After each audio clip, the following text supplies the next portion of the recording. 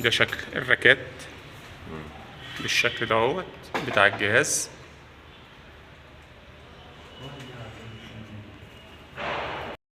زي ما احنا شايفين دي نوعية تانية من الجهاز بتاع التستر بالشكل دهوت.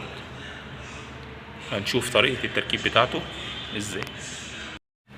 ادي شكل تاني نوعية من جهاز التستر بالشكل ده. هنشوف طريقة تشغيله، بس انا عاوز اشوفه معاك طريقة التشغيل هتكون ازاي او هنستخدمه ازاي. كده ديسك تخلع الجزء ده. ايوه تمام.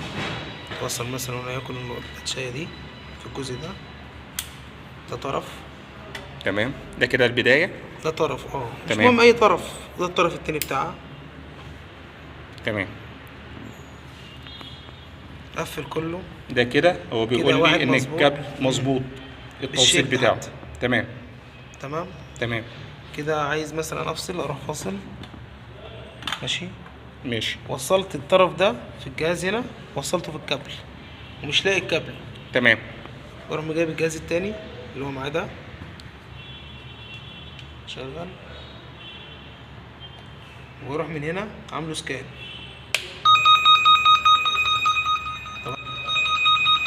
تمام. ده كده بيعرفني ان الكابل فين في انهي حته. يبقى كده محطوط بيه، بس كابل بعيد كده. تمام. بس دي تاني حاجه.